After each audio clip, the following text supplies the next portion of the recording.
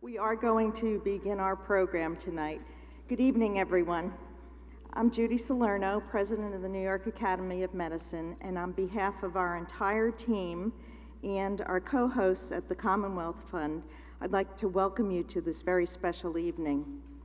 In 2014, the Academy presented Dr. Uwe Reinhardt with the Academy Medal for Distinguished Contributions in Health Policy, our highest honor and so well deserved. But my own memory of Dr. Reinhardt dates back to my first job out of grad school as a very junior health policy analyst when he came to Washington and met with our staff. I remembered being more than a bit intimidated, but being in the presence of such a great professor who was already a legend. But I was soon put at ease by his wit and his charm, even as he espoused what was considered some rather unconventional ideas. Uwe's understanding of healthcare financing reform went well beyond economic analyses. He helped us see and understand how moral issues and societal values are reflected in our nation's healthcare policy. That's why we're delighted to host this evening's event to discuss Dr. Reinhardt's final book, Priced Out: Economic and Ethical Issues, Costs of American Healthcare, completed by his wife, Tsung-Mei Cheng, following Dr. Reinhardt's death in 2017. So we look forward to an interesting conversation this evening as we celebrate the legacy and leadership of Uwe Reinhardt. And now I'd like to turn it over to David Blumenthal, President of the Commonwealth Fund, to introduce our guests.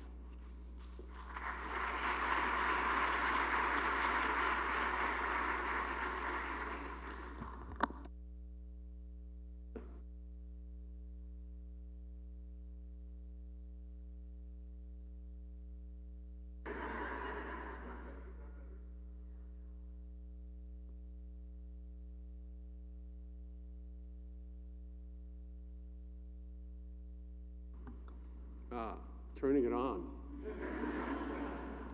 As you can see, my familiarity with technology is limited. Okay, so I'm going to repeat. It's really a great honor for me, both personally and as President of the Commonwealth Fund, to be here tonight with our panelists, with all our guests, and with Judy and the New York Academy of Medicine. I have had a long personal relationship with Uwe Reinhardt as a senior scholar when I was much younger, and with May as a scholar in her own right, but also as Uwe's inseparable companion.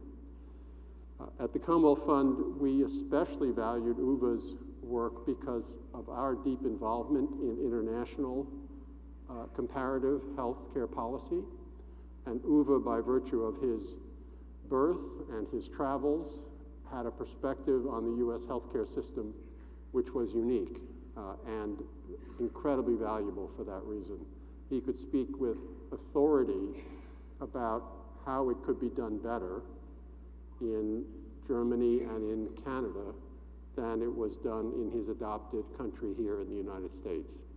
Of course, his humor and his cleverness masked his deep thinking and his deep understanding at times of the economics of healthcare and of our healthcare system generally, which those of us in the health policy world deeply, deeply valued. I would like, though, to take right now this time to introduce our two panelists who will have a conversation.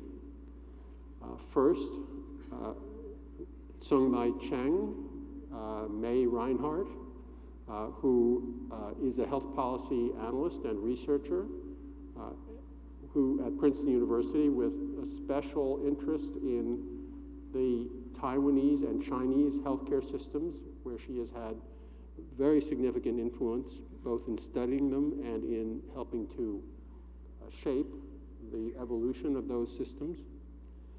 And she has also worked in a diverse range of other areas. We also know her and value her deeply as Uwe's lifetime companion. Also joining us is Paul Krugman, Nobel laureate in economics, longtime influential columnist for the New York Times, and now an economics professor at the CUNY Graduate Center. His work is currently an enormous influence on thinking both about politics and about policy in the United States. So I'm delighted to welcome May and Paul to the stage here.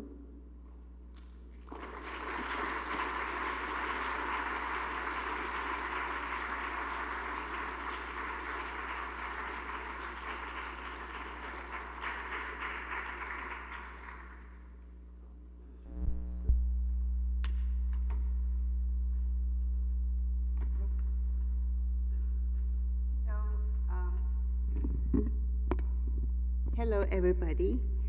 Good evening. Thank you all for being here on this beautiful evening in New York City. You're all here at a very high opportunity cost, and that cost is a stroll in beautiful Central Park.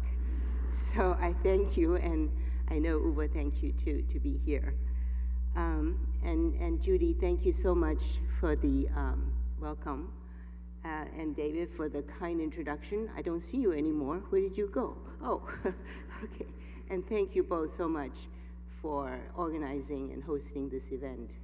And I also know Uwe would be very, very grateful. And I feel that he is really with us tonight. So, I think I would just start by saying a little bit about I asked myself the questions, and then I'll give the answers. The first is, for whom was the book written?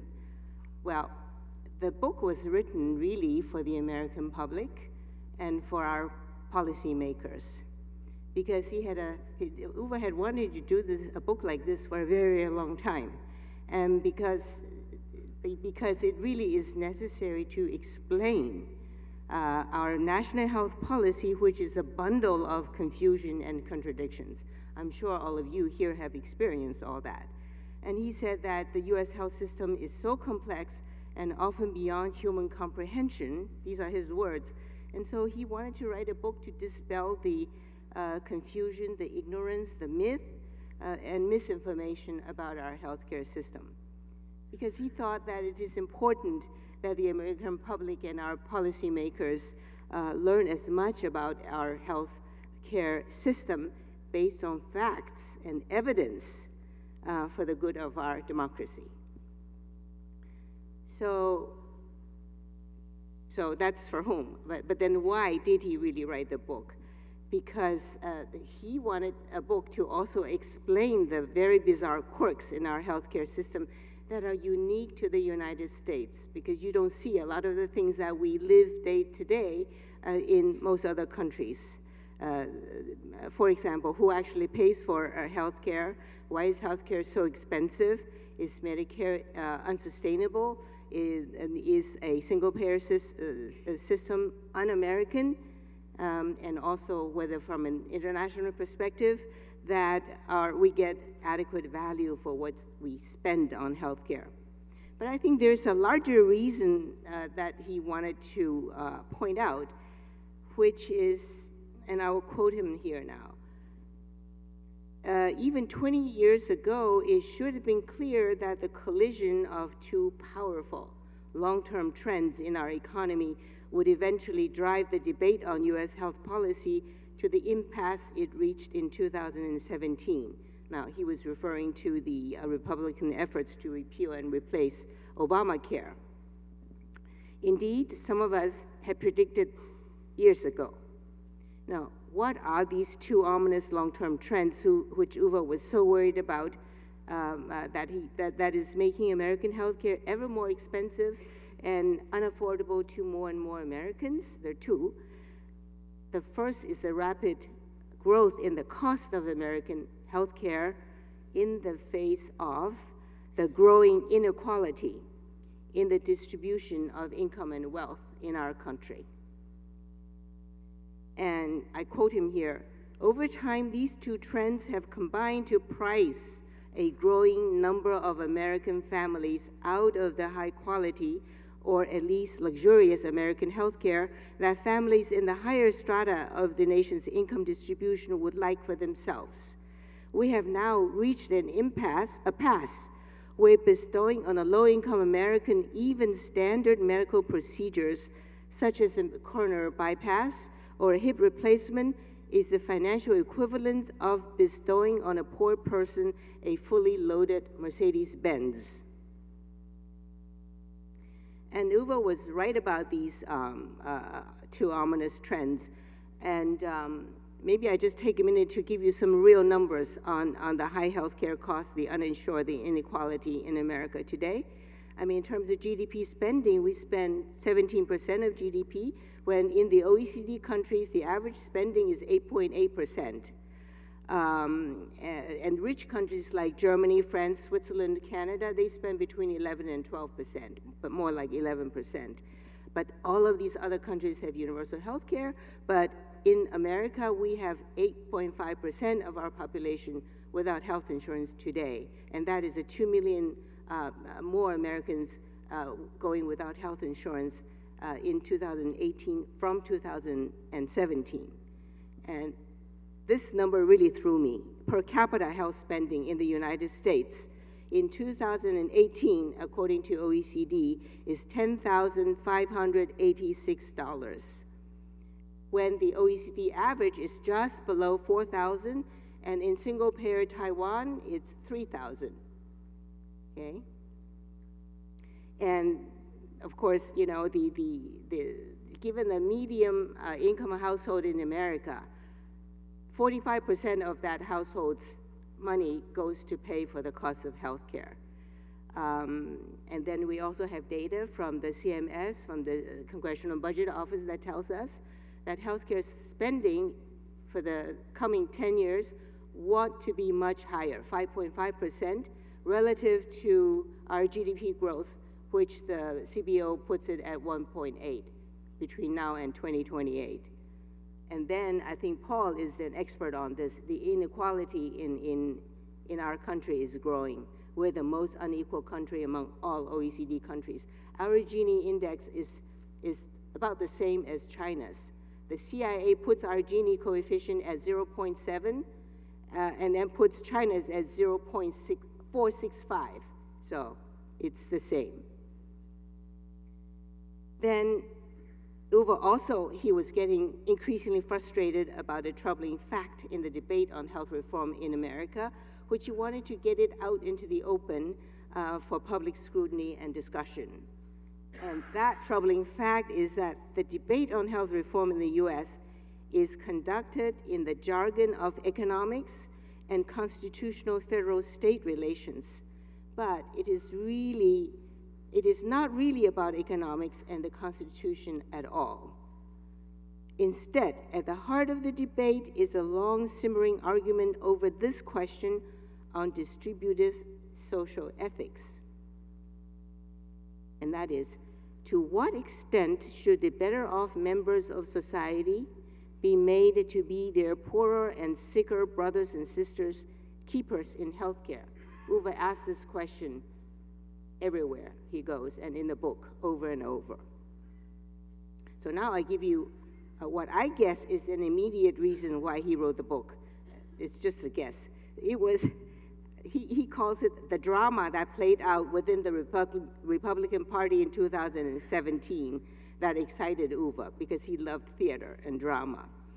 So in vintage Uwe style, he wrote in the book, quote, "To health policy wonks, this one included, the details of health reform proposals are more titillating than Lady Chatterley's lover."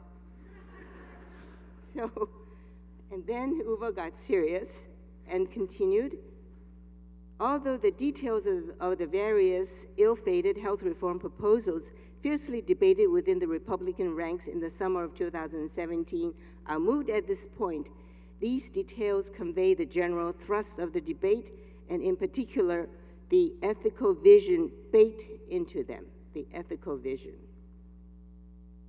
And Uwe wanted to take that opportunity to show Americans, quote, the different distributive ethics different nations impose on their health system, and how the US is different from the majority of the rich nations in Europe and Asia, in that it has never been able to reach a politically dominant consensus on a distributive ethics for American healthcare.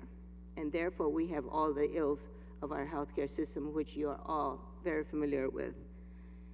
And he also showed in the book with real numbers, based on the congressional CBO report, how low-income Americans would fare much worse under the Republican House bill that passed, the American Health Care Act, than under the ACA. So he provides you evidence, gives you data, and then you can see for yourself. No, maybe I quickly talk about a couple of takeaways from his book. I'll just talk about two very quickly, and I think you all have different takeaways when you read the book. The biggest takeaway for me is that health reformers in Europe, in Canada, or say in Taiwan, they begin their healthcare debate, reform debates by making explicit the ethical principles that should constrain their health policy. They explicitly state what those values are. For example, in Germany, the ethical principle they follow since Bismarck time, since 1883, when the social insurance system was set up, was solidarity. And they stick to it today. And Canada Health Act, it says, all shall have health care based on healthcare needs and not on ability to pay. And then Uwe continues to say, my personal experience is that merely bringing up the topic of distributive ethics for healthcare can easily raise the ire of an audience because it is viewed as too personal, too political, and too divisive. So instead, we prefer to discuss health reform mainly in technical terms, usually economic terms, and let social ethics fall where they may.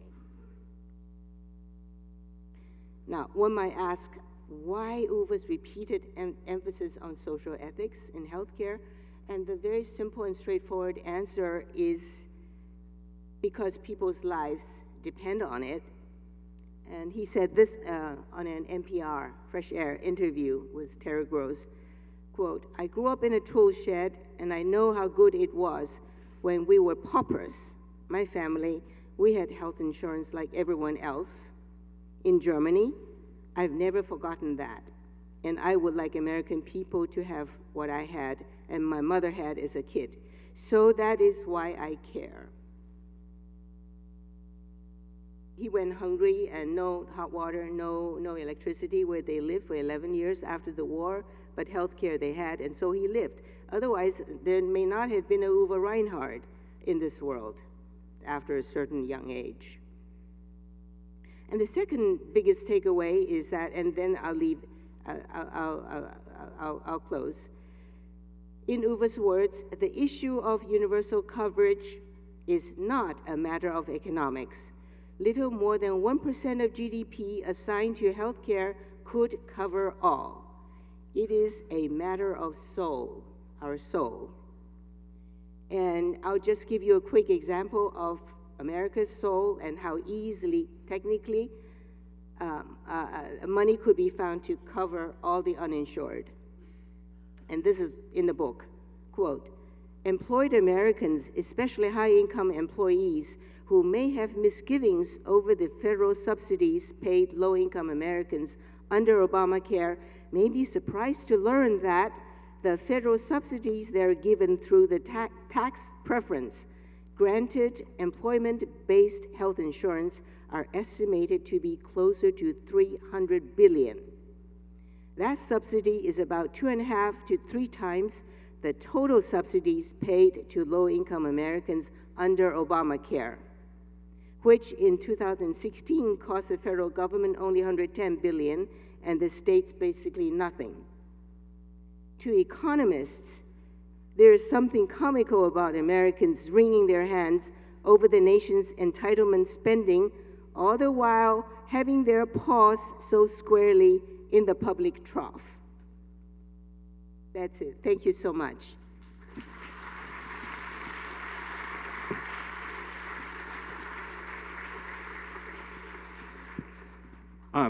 So first of all, I'd just like to thank the New York Academy and the Commonwealth Fund for having us here. And just, I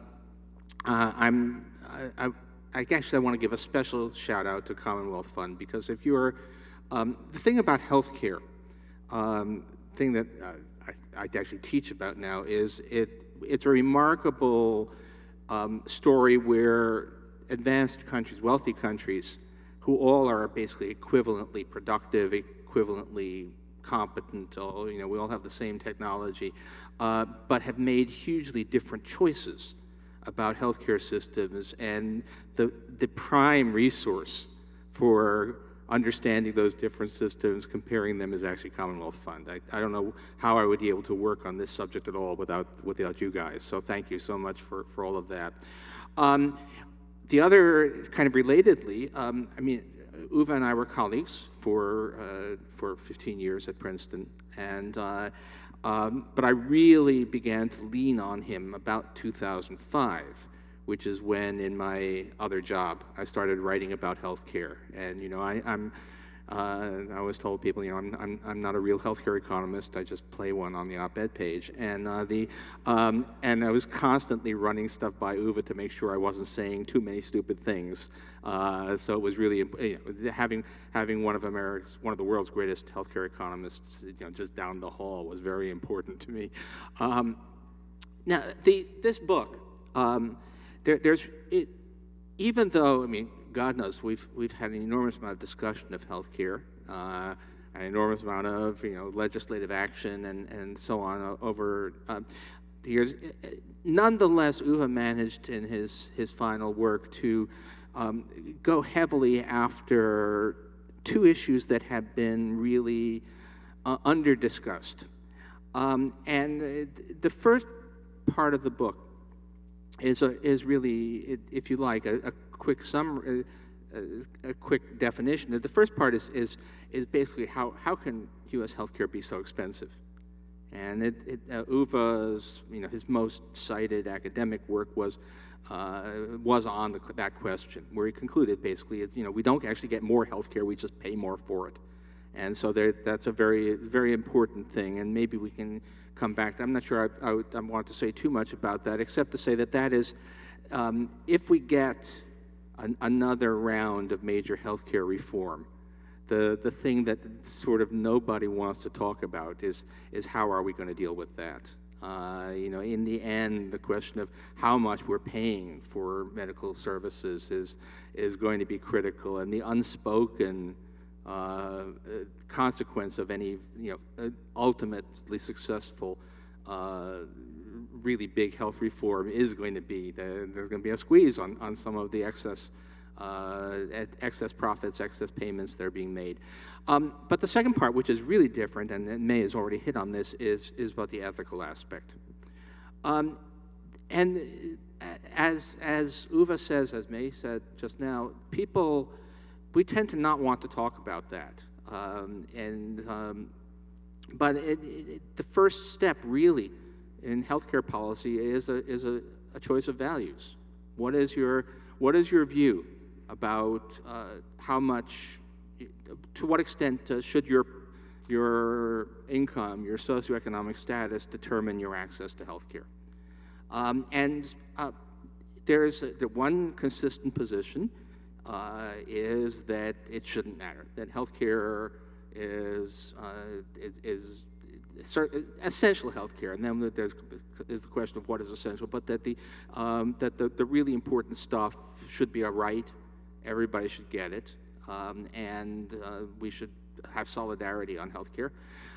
The other position is, well, life is full of unfairness. We don't all get to live in big houses with great views. We don't all get to drive Mercedes-Benzes, and we don't all get to have life-saving operations. And that's a philosophically consistent view. If your view is that freedom is the freedom to do what you want with your money, and nobody has the right to make you pay taxes to subsidize someone else's lifestyle, including their life through healthcare, That's a philosophically consistent view. The fact of the matter is that nobody is actually, there are a fair number of people who probably believe that, but no one in the political debate is ever willing to admit that. And so what you get in our actual healthcare debates is an enormous amount of double talk. Things like the American Health Care Act that barely failed to take place in 2017 was effectively a bill that said that, well, if you don't have sufficient income or you have a pre-existing condition that means that insurers don't want to cover you, well, just go ahead and die. No one was willing to say that. It was all full of double talk, the pretense that somehow or other we were going to do away with the taxes and the rules and the regulation, but somehow everyone would be covered anyway. And so it's really important to keep on saying, look, you need to be clear about your values. There's a takeaway also, which I took very clearly from the book, and I actually took very clearly from Uwe as well, which is that you do need to make a distinction between values and the technicalities, if you like, the way in which you serve those values. That there's you should.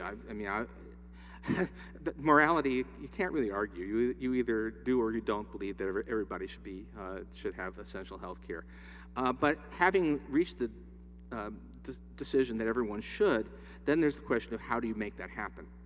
And what Uwe knew, having studied and having lived under multiple systems, is that there are actually lots of ways that can be done. That there is no a one-size-fits-all solution, or maybe there is a one-size. There is arguably there are better solutions and worse solutions, but there are multiple ways that it can be achieved, so that you can have a genuine socialized medicine like the British NHS. You can have single payer like Canada. You can have decentralized multiple payer, but with regulations and subsidies like Germany or Switzerland, all of which can do the job. And one of the things I think that hopefully people will get out of Uwe's final book is that it is the ability to make that distinction. It's okay. I mean, obviously this has a real bearing on one party's primary here. It's okay as long as you accept the notion that everybody must have access to health care.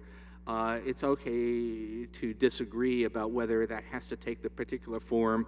Does it have to be Medicare for all? Can it be some kind of system in which people are allowed to have private insurance, but also to buy in, as May argued in a recent op-ed? That those are tactical things. They're not as fundamental as the question of whether everybody should have health care. And I think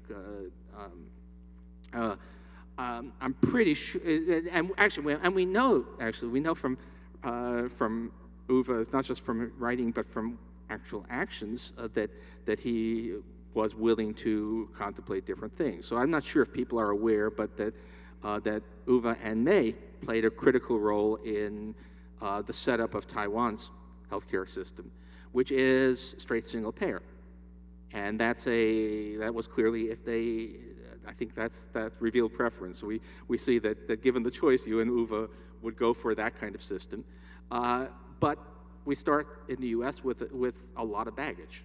There's a really strong element of you can't get there from here when it comes to health reform, and if you start with a system in which half the population has some form of private insurance,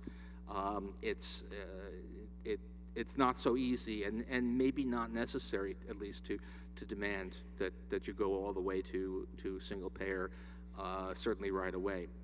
I guess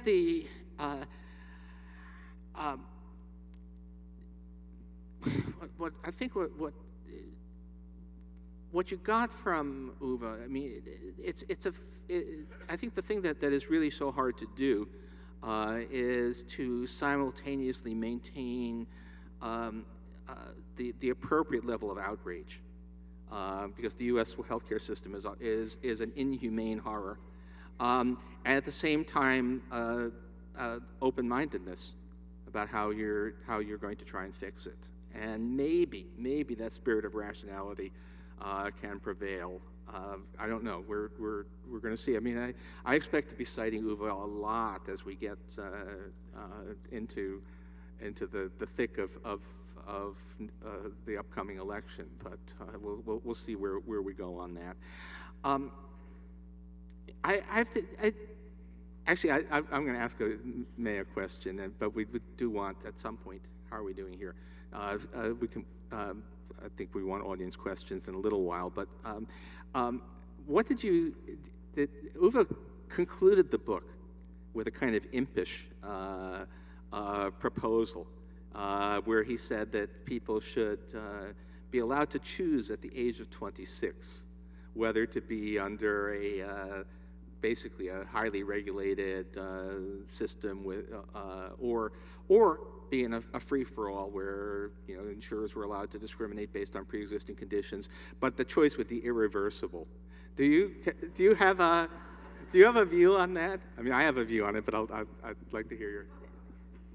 I think it's perfectly reasonable because, I mean, we require everyone to have a driver's license, right? As soon as you start driving, which is much younger than 26, number one. And number two, I think that it's part of your civic duty to say that, yeah, when I'm young, I should be willing to, young and healthy, I should be willing to pay in, because when I'm older and sicker, that the younger people that came after me will be paying for me. So it's a mutual aid kind of a spirit. It makes sense. That's the spirit of insurance, isn't it, Paul? That is the spirit, but I remember being 26, and I would not trust my 26-year-old self to make a good choice on that. Actually, by the way, this is I have one of the things that I think we have a really hard time doing in America is understanding that things that are good for buying a car or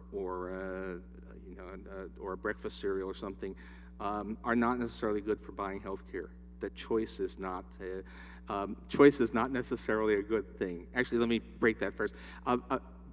My formative experience here, my first teaching job was at Yale, and I was waiting for the contract to arrive in the mail. I was 24 years old at the time, and I didn't realize that Ivy League schools don't do things like contracts. You're just supposed to trust them. But I did get this letter, which was on beautiful envelope embossed with the seal, and I thought, oh, great, and this is my contract. And it turned out it was actually my retirement plan, and I thought that was hilarious. At the age of 24, not quite 26, at the age of 24, thinking about retirement sounded insane. But of course, anyway. But on the issue, so it turns out that choice on healthcare. So I'll give you another true story. I moved from Princeton 4 years ago to retired from Princeton and moved to. I had too many jobs, but by SIT at the CUNY Graduate Center, and the Princeton has a health plan. I had the choice of I could either go with the New York Times, which has a health plan, actually very similar to the one I had at Princeton, or as a New York State employee, the city university, it's a long story by the way, you're offered a menu. There are actually, in fact, 19 health plans that you can choose from. And I sat down and read, and I tried to figure out, what were the differences, and could not make heads or tails of it. So I went to Human Resources and asked them, can you explain to me the differences between these plans? And they said, no. So I went with the New York Times, actually. So I think in some ways, I think Uwe was making a point there, but I actually would not recommend relying upon the wisdom of 26-year-olds. Your point is well taken, Paul. But I would like to say this. Uwe once, well, not more than once, actually, in his speeches, he had called the American health insurance systems something that the devil invented. He used the word devil because it's so complicated.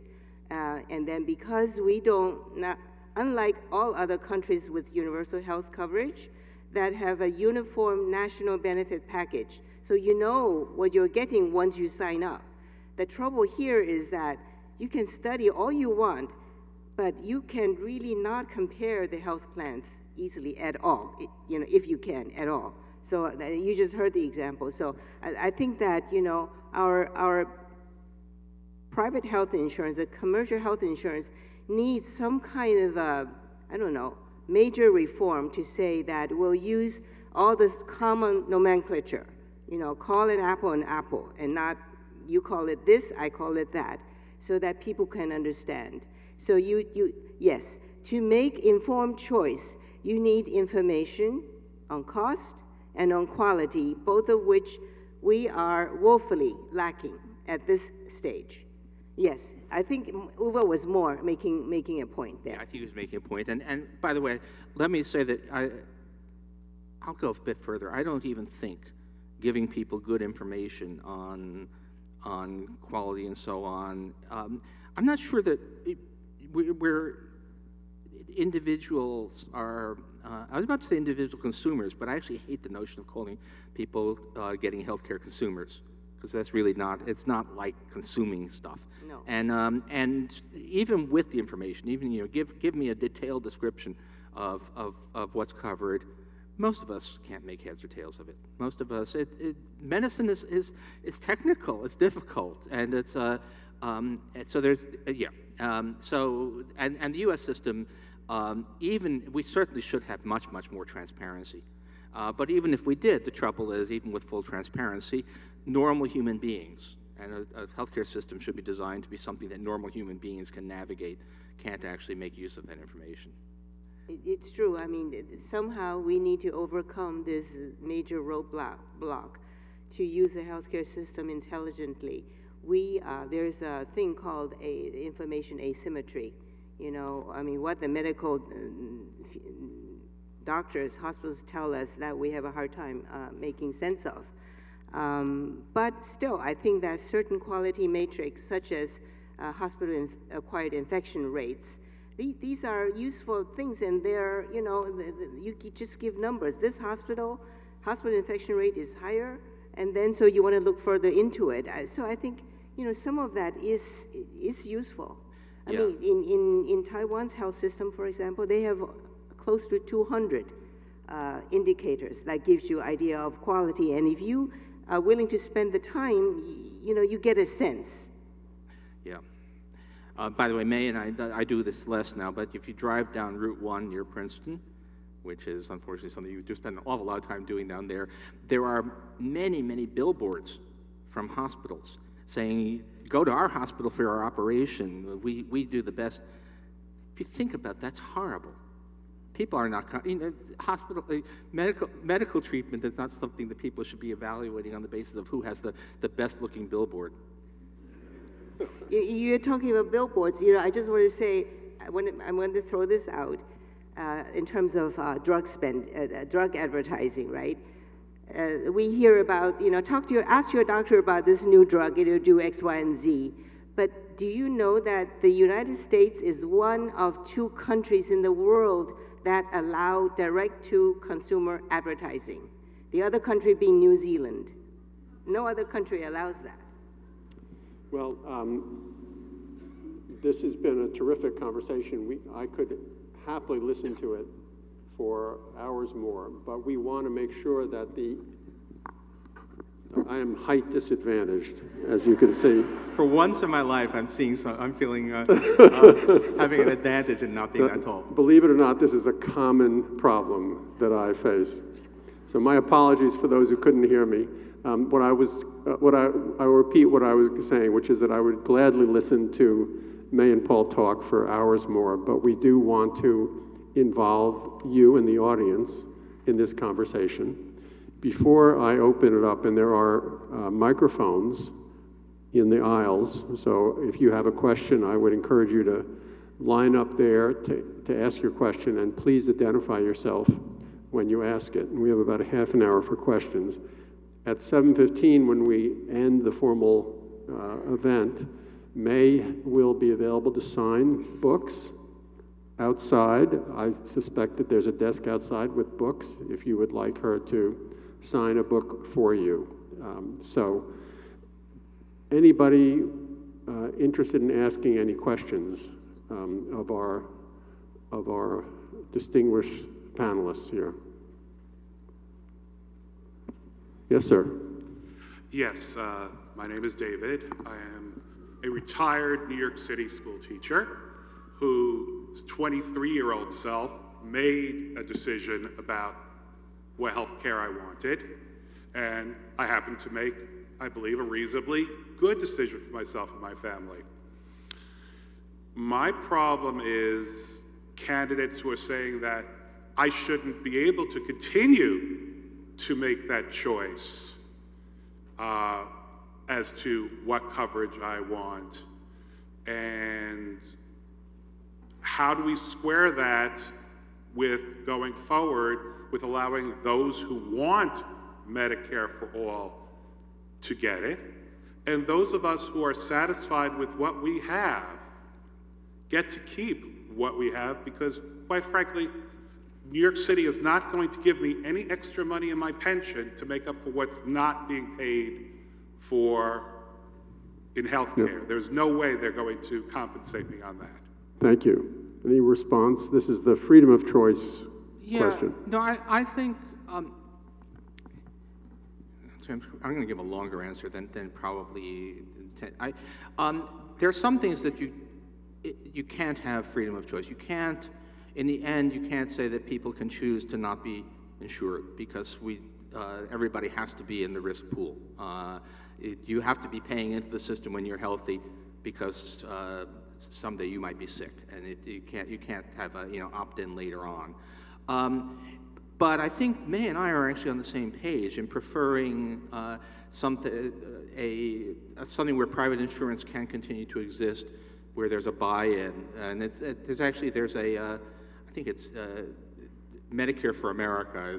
There are various proposals. That's actually, I'm a little unhappy with the way that the Democratic field has some of it, and two of the top three candidates have committed to Medicare, a Medicare type program as the sole option. I'm kind of hoping that once the thing is resolved, once the nomination is resolved, some flex can be brought into that. Right. There's a new poll, I think it's Wall Street Journal, CNBC poll out this past Sunday, just today is Tuesday, so 2 days ago, that shows that the majority, 70% of registered voters actually want a public option to allow people under 65 to be able to buy into a Medicare type program. But at the same time, they also say that they want to have keep their private health insurance. So so Medicare for all is a very popular idea with a number of Americans. But when you ask them a follow-up question, but if we had Medicare for all, but you have to give up your private health insurance, are you still for Medicare for all? Then the support for Medicare for all drops rapidly. And by the way, the reality is that the great majority of people probably would be better off. But that's just, you're asking people to place a lot of trust. Yeah, you're saying, well, we're going to completely disrupt your health care, but trust us, the new thing will be better. And even though it's probably true, it's not a political risk I think we'll be taking. So just to give a little plug for the Commonwealth Fund, we have a survey coming out later this week which will shed additional light on this issue of popularity of different approaches to insuring Americans. Over here. Good evening. Thank you both for your really insightful commentary. I'm an internal medicine and addiction medicine doctor. My name is Lipa Roy. I'm also the former chief of addiction medicine at Rikers Island. But as somebody who was born and raised in Toronto, Canada, while Canada's healthcare system isn't perfect, I most certainly would take that over what we have here as somebody who's been trained as a physician here and now practices. while there's many different causes of the current burgeoning healthcare costs, I want to know what you think as doctors we should be doing differently. I can personally tell you that doctors get very little training in finance, in any type of handling a business and running a practice. But there's also the issue of how we order tests, this defensive medicine, and tons of other issues. But I just wonder what your thoughts are in terms of what we could do differently and better. And last question is, any particular candidates who are running that you kind of favor or like? And if you don't want to answer, I totally understand. I would say, the role of doctors. See, I'm a big proponent of following evidence-based clinical guidelines and even clinical pathways. So if doctors can adhere more to evidence-based clinical, at least guidelines, that would be a very big help, because we have too much variation. Same condition, different physicians, they prescribe different treatments. Yeah. So, and also I think in medical schools, maybe, it should be made mandatory to health economics. Yeah. Well, I have to say, doctors should be doing medicine, not economics, and we should aim for a system where they don't have to. But no, one thing we do know is that we are remarkably ignorant about what actually works in medicine. Right.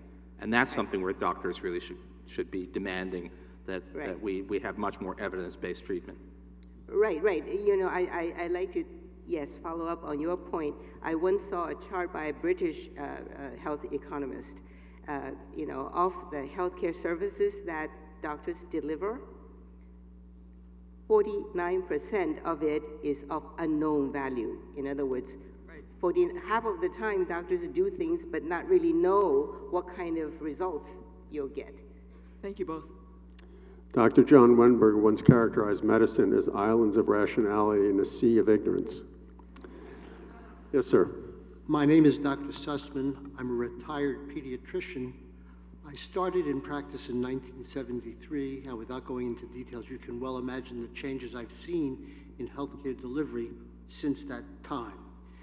I wonder if one or both of you would comment about what I see as the increasing corporatization of healthcare and healthcare delivery. In my limited knowledge of outside of medicine, it strikes me that the corporate structure is one that's always involved with looking at the bottom line, but not necessarily in the service that you're giving in order to get that bottom line. And it seems to me that that's going on in medicine today. We see that in academic medicine. We see it in the consolidation of hospitals. I wonder if you would comment what role that plays and how can we reverse that? You want to go ahead? Yeah, I have something to say about that. But Why don't you say it? I have a... I think what we have today in this country is what you might call a medical industrial complex, and they're incredibly powerful. Just like the military industrial complex we had during the Vietnam era and the ensuing years, we have a full-fledged medical industrial complex. Just think, we're spending 17% of our huge GDP on healthcare. Think of the money that's in there. And our growth rate, our healthcare sector wants to grow, according to the CMS, 5.5% a year for the next 10 years, okay? And remember, our GDP is only going to grow at 1.8%. So there's just so much money floating around. And then, that's not all. Also, the supply side, okay, are very, very powerful. See, you have a supply and demand side, but in the United States, the supply side is like here. No, powerful anyway. So what position should you be in? They dominate over the demand side, and so they dictate the terms, especially now following the very big hospital mergers and acquisitions. A lot of the big hospital systems have a lot of market power, and so they dictate prices. And there's nothing you can do about it. Our Justice Department, our Federal Trade Commission, they're trying to do something about it, but in my view, not enough. I just add that there's a special issue of, we certainly are spending quite a lot on medical treatments that are ineffective, that are a waste, maybe even harmful. And to some extent, you have to have a medical system that sometimes is able to say no. The trouble is, the last people you're going to trust to make that decision are corporate medical interests. This was the big, you know, there was one pause in the 1990s. There was a pause in the upward march of U.S. healthcare costs, which was basically the rise of HMOs. And that was actually, and it looked, for a little while, people were saying, oh, so the medical cost problem has been resolved, but it turned out that nobody trusted the insurance companies to be making those decisions because they thought, probably correctly, that a lot of times it was being based only on their bottom line, not on what actually made medical sense. And so there's a fundamental problem. There are certain things. Healthcare education is actually somewhat similar. You know, for-profit colleges is a really, really bad thing, and for-profit medicine is probably comparably bad. Over here. My name is Vishnu Rajakonda, and I work as a data scientist at a medical device company. My question is about employment in the healthcare industry. In many places across the country, healthcare is the largest employer, particularly in economically distressed areas. And I just wanted to kind of get your thoughts on how that, you know, that nature of employment in our country is going to change, given if you know, single payer or some kind of system that squeezes the fat out of these provider systems were to come into place. Does that make sense? Yeah. Okay. Maybe there would be some, although the broad employment that's associated with healthcare, I think, is probably there would be some hit to it, but I think the most of the fat is in profits of drug companies, equipment manufacturers. But it's something. I mean, and it is something to be cognizant of. I mean, I spend a lot of time looking at other interests of mine, but you know, we're having growing regional disparities, and the parts of the country that are declining. Part of what their problem is that you know, West Virginia thinks it's a coal mining state. There are almost no coal miners left. What it actually is, it's 15% of the labor force is in healthcare and social assistance. And it's basically a lot of the money coming from Washington, which is fine. I mean, I don't think it's a bad thing. In fact, healthcare is one of the few industries that's still providing a significant number of middle-class jobs. But this is, it is part of the reason that it's going to be so hard to control costs is that there are people, you know, one person's cost is another person's income, and not all of it is corporate fat, but I think a lot of it probably is. Over Yeah, here. I think. Oh, go ahead, May. I think we have many questions. No, Okay. it's okay. You guys just answered my question, so. Next one. Hi, I'm Sunita Desai. I'm a healthcare economist. I was a student of Mark Pauly, who I think had friendly disagreements with Uwe. So I would hear a lot of stories about him through grad school. I wanted to get your thoughts on, first, these value-based care solutions, ACOs, bundled payments. Are these real solutions, or is it just tweaks on past models that haven't worked out? And then second, your thoughts on how the long-term care crisis will actually pan out as you know, the baby boomers age. I couldn't hear all of that. Yeah. Right. The Could acoustics you is a little bit bad. briefly repeat the? Oh, okay. I So think question the first one. I think the first one was about how successful is value-based care. What do we know about accountable care organizations and some of the other experiments? And the second one, I don't think I had trouble hearing too. Long-term care, how is it going to pan out as the baby boomers age? Yeah. So why don't we just take one of those questions? Right. Okay. As far as I know, there's a whole lot of talk about value-based care, value purchasing and all that, but so far that is more hot air than good results. The latest thing that I saw just today or yesterday on the results of the ACOs in terms of saving money, I think it saves something like 0.1% of something. I think, David, the Commonwealth Fund must have data on that. It's about 3%, with yours is modest higher improvements, with modest improvements in quality, which meets the definition of improved value. It may not be dramatic, but not everything in life that's an improvement is dramatic. There are many other value-based payment experiments. None of them are damaging. Some of them don't have much in the way of cost containment, but almost all of them maintain or improve quality. So you can see it as half full, half empty. Yeah, but I think an added problem, I wonder if you agree, David, is that to date, we do not have a set of metrics that are really, really useful in measuring quality or value. That is a 3-hour conversation, May, that I'm not going to launch into at this point. So I think we're on this side now. Thank you for your presentations. It's fascinating. Each of you has tipped your hand, perhaps, in the conversation that you both admire the idea and the reality of single-payer systems. But I think Dr. Krugman already alluded to the fact that about half of Americans are already covered by private health care plans, and many of them like it. The other half are covered by a variety of government-sponsored plans, or they have nothing, which is unacceptable. I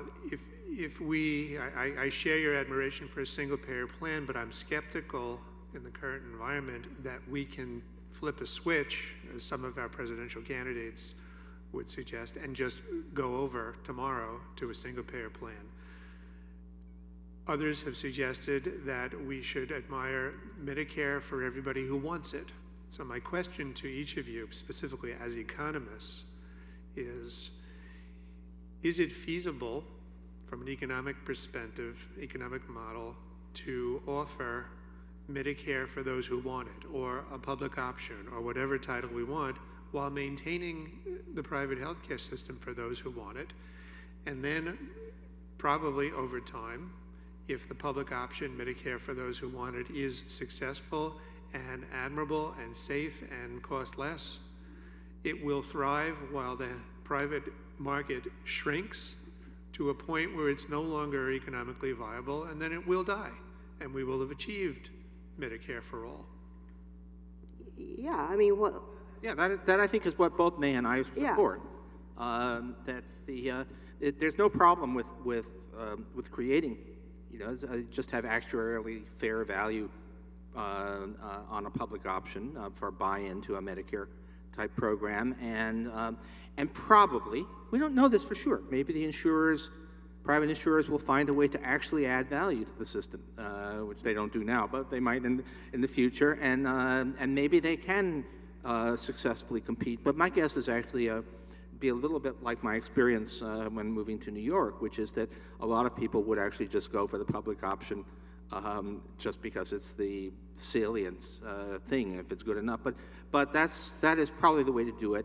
By the way, I have to say, I think of Medicare for all as not really an economic debate, because it's not going to happen.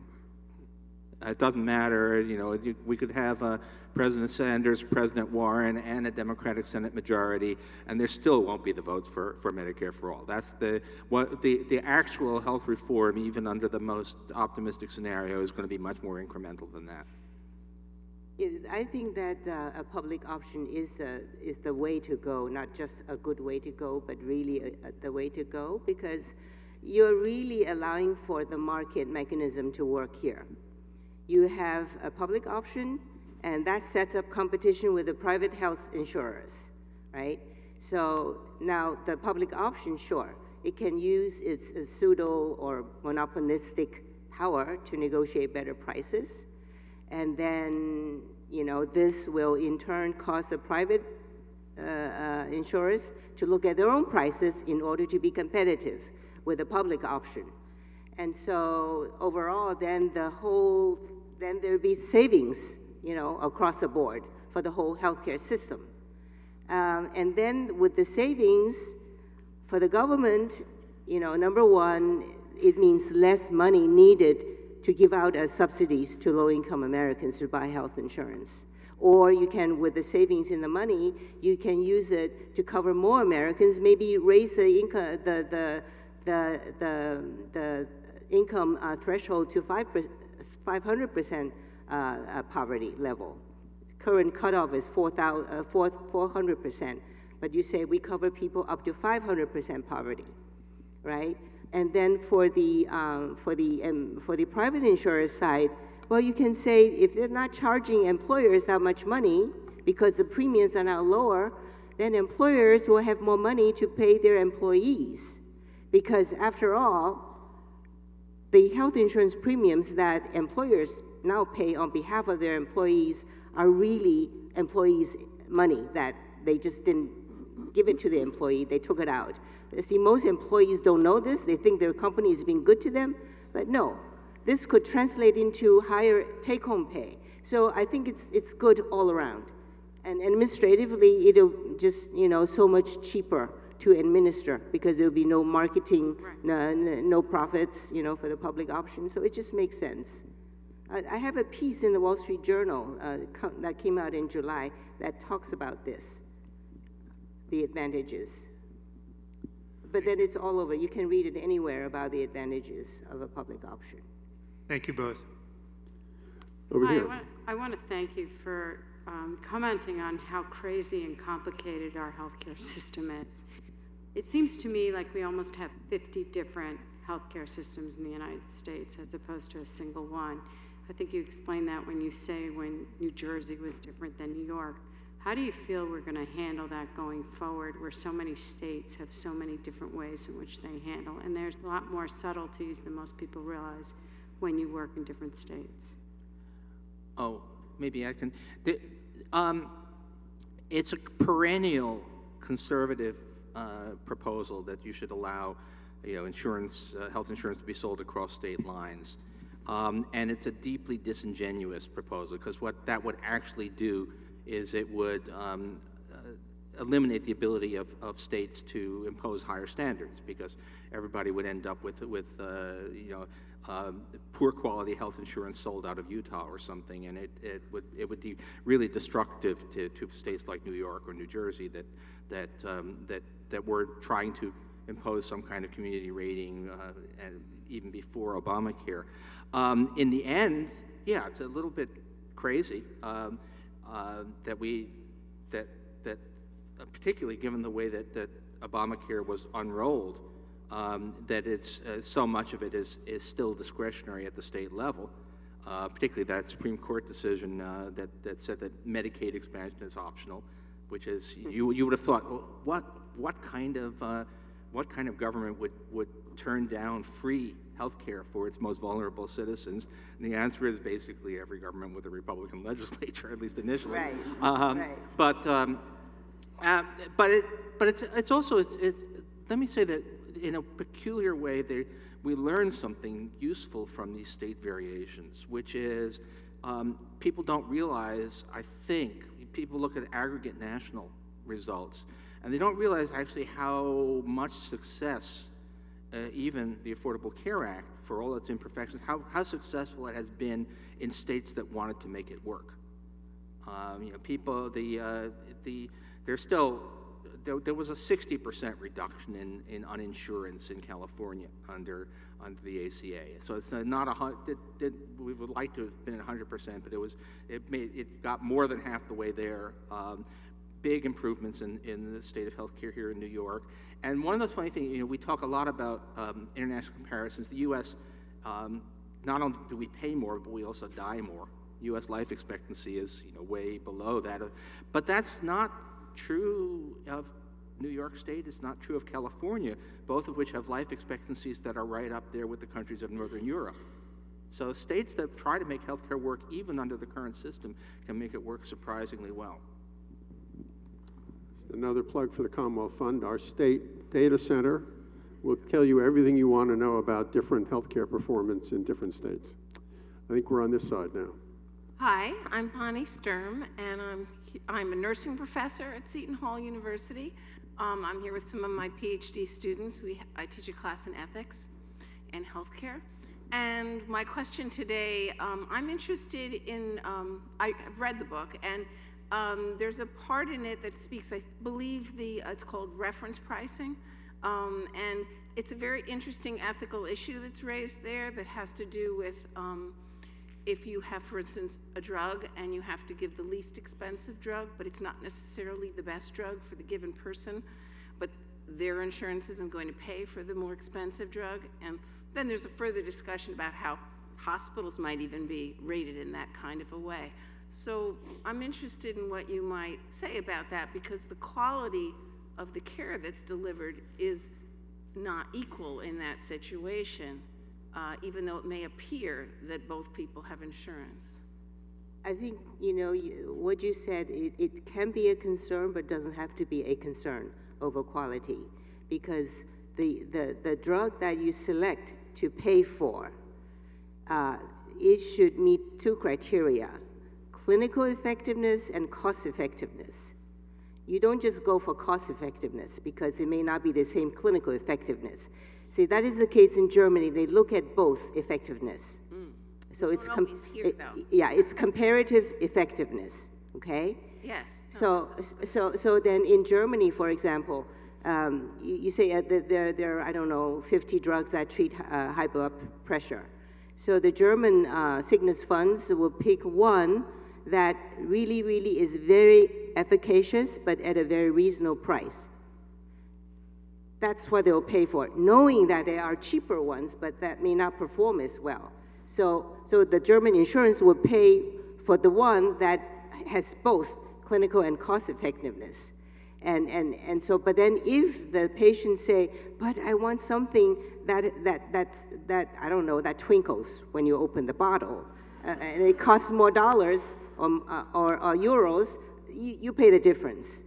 So right, but sometimes you have a patient that has dementia, and they're not going to remember to take the one that's not spread over time, for instance.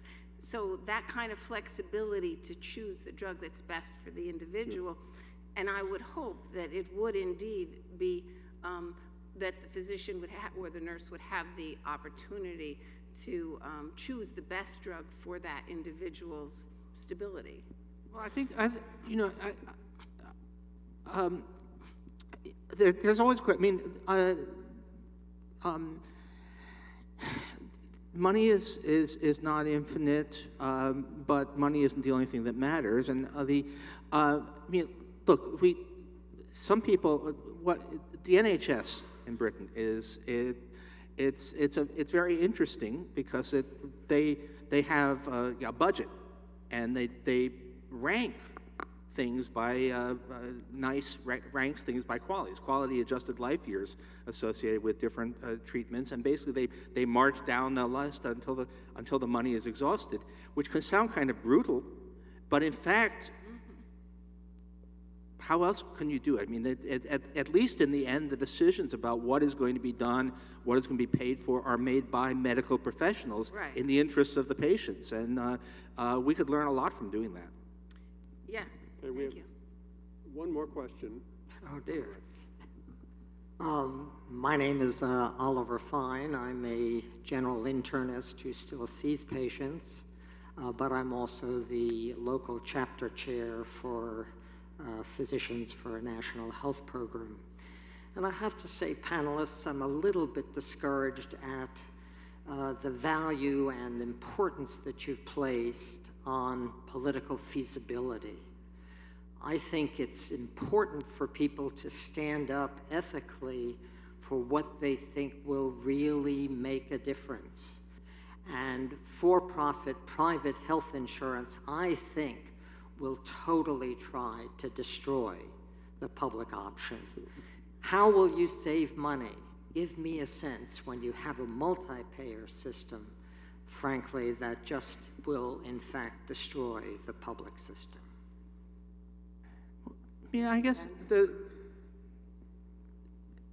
question that you really want, there is, there's always the question of, I don't think it can sound principled to say let's disregard the politics, but if that leads to you're not actually getting anything, then it's not helpful. I mean, I guess people that I respect, people of goodwill, have very varied feelings about the Affordable Care Act, which is a highly imperfect system, and it's a Rube Goldberg device, and it was designed in a way that no one starting from scratch would have done anything like it, and it's full of failings, and and there's waste, and it in some ways it betrays a lot of important ideals.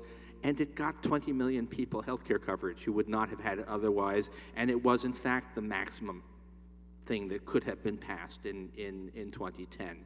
I think I'm hoping that in 2021 we'll be able to do something more, but we won't be able to produce the perfect system even then. The fact of the matter is that you have to think about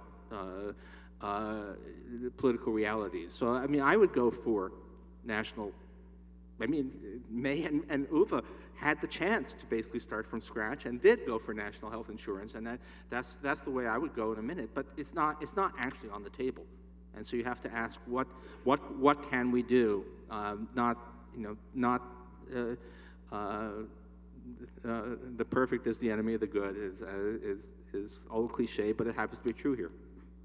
So I'm going to call since we're over time, I will simply say that this question will be placed before the American people in the Democratic primaries and then probably in the national election. So we will have a chance to see how they decide this question. I want to thank our panelists. I want to thank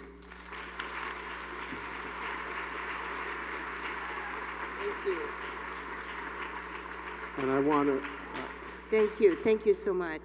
I want to express also my deep appreciation for Uwe and his book and the life contribution he made to healthcare and to economics.